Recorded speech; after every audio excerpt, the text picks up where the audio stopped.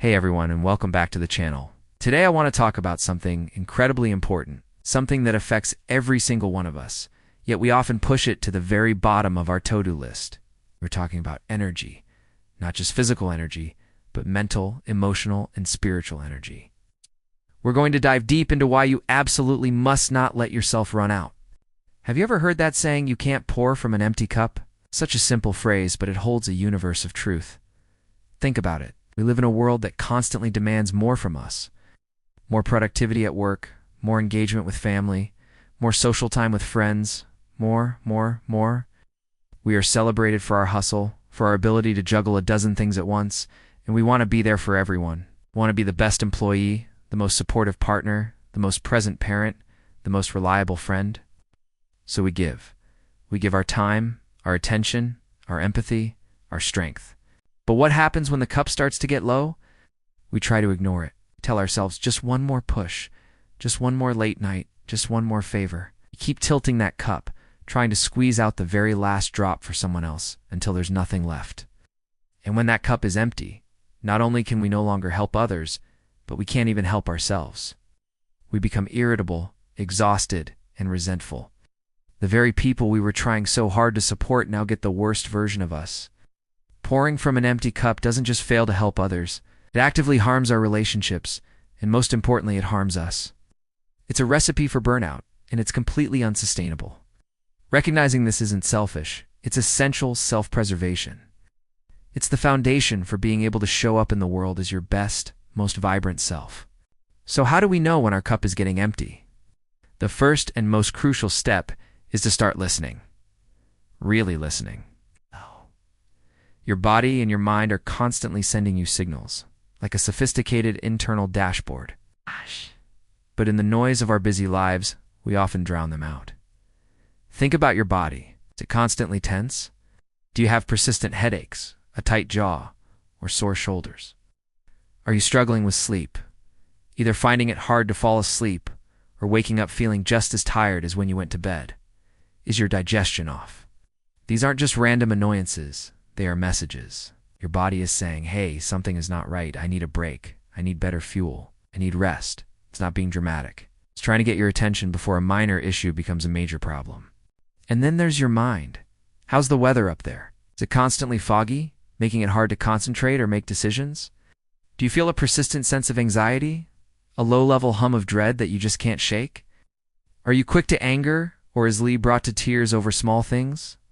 Do you find yourself losing interest in hobbies and activities that once brought you joy?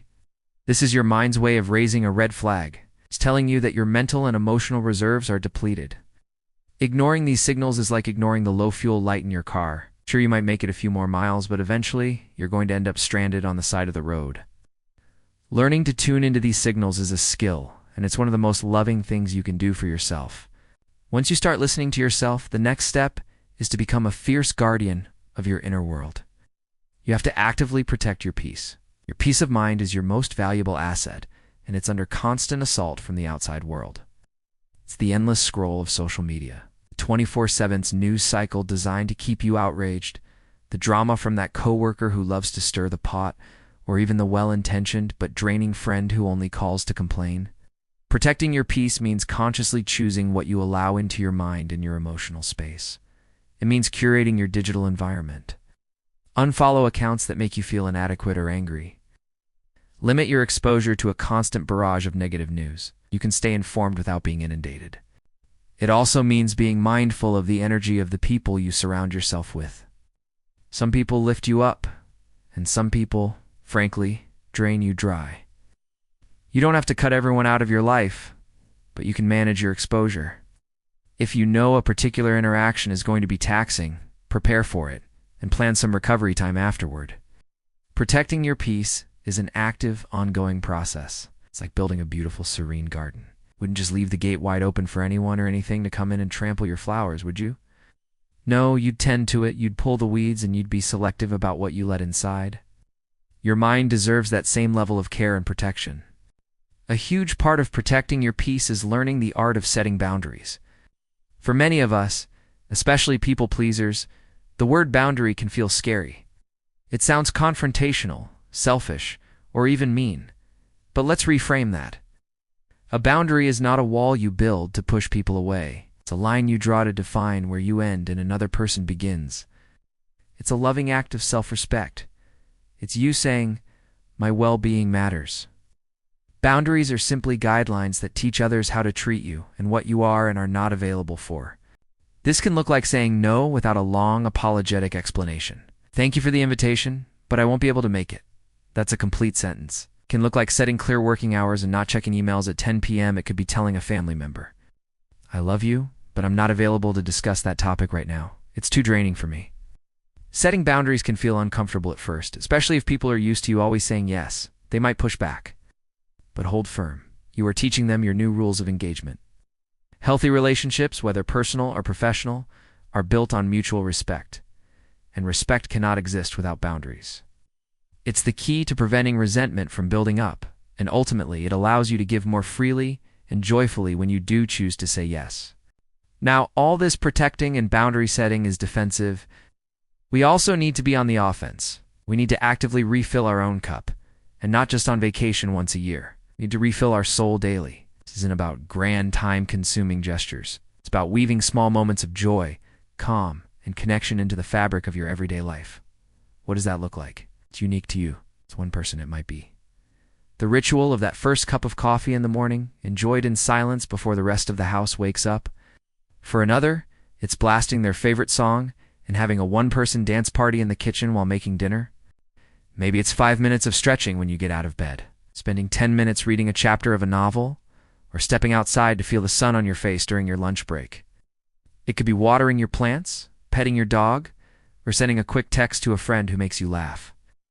These small deposits into your energy account might seem insignificant on their own, but they add up. They are the daily maintenance that keeps your engine running smoothly. Don't wait until you're running on fumes to think about refueling. Get a non-negotiable part of your daily routine. Ask yourself every single day, what have I done to refill my soul today? And if the answer is nothing, take 2 minutes, right then and there, and do something just for you. In our relentless pursuit of productivity and achievement, we've been conditioned to believe that slowing down is a form of failure. We see rest as laziness. But I want to tell you something that you might need to hear right now. It is not just okay to slow down. It is absolutely necessary. Your body and mind are not machines. They operate in rhythms and cycles. They require periods of intense effort to be balanced with periods of deep rest and recovery. Think of an athlete. They don't train at maximum intensity, 365 days a year. They have on-seasons and off-seasons. They have rest days built into their weeks.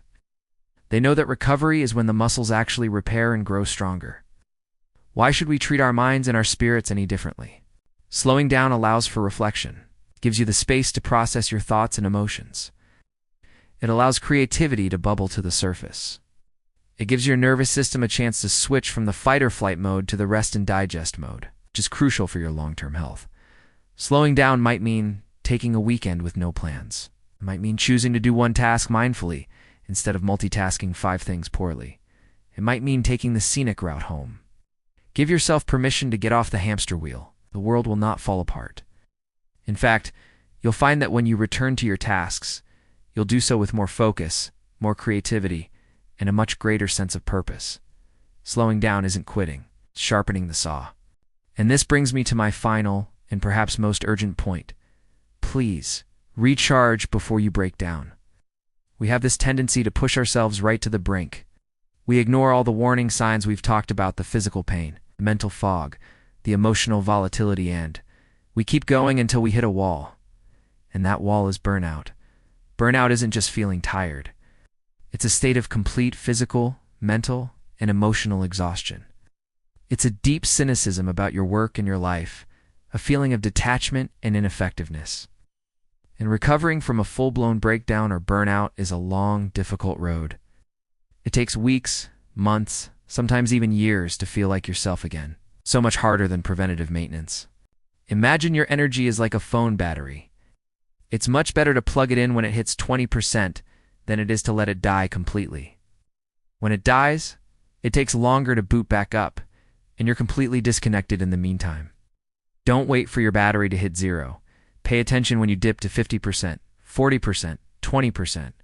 That's your cue to plug in. It's your signal to cancel those optional plans, to take a mental health day, to delegate a task, to ask for help. Recharging is a proactive strategy. Breaking down is a reactive consequence. Choose to be proactive. Value your well-being enough to prioritize rest and recovery before it becomes a medical necessity. You are too important to break. So let's bring it all together. Your energy is your life force. It's finite. You cannot pour from an empty cup. Start by listening to the messages your body and mind are sending you. Become a fierce protector of your inner peace and learn to set firm, loving boundaries. Get a daily practice to refill your soul with small moments of joy and calm. Give yourself permission to slow down, knowing that rest is productive. And most importantly, recharge before you reach the breaking point. This isn't a one-time fix. It's a lifelong practice of self-awareness and self-compassion. It's the ultimate act of taking responsibility for your own happiness and well-being. Thank you so much for spending this time with me today. I hope this message resonated with you. If it did, I'd be so grateful if you'd give this video a thumbs up and consider subscribing to the channel for more content on living a more intentional and fulfilling life. Drop a comment below and let me know one small thing you're going to do this week to refill your cup. I love reading your ideas. Take care of yourselves, and I'll see you in the next video.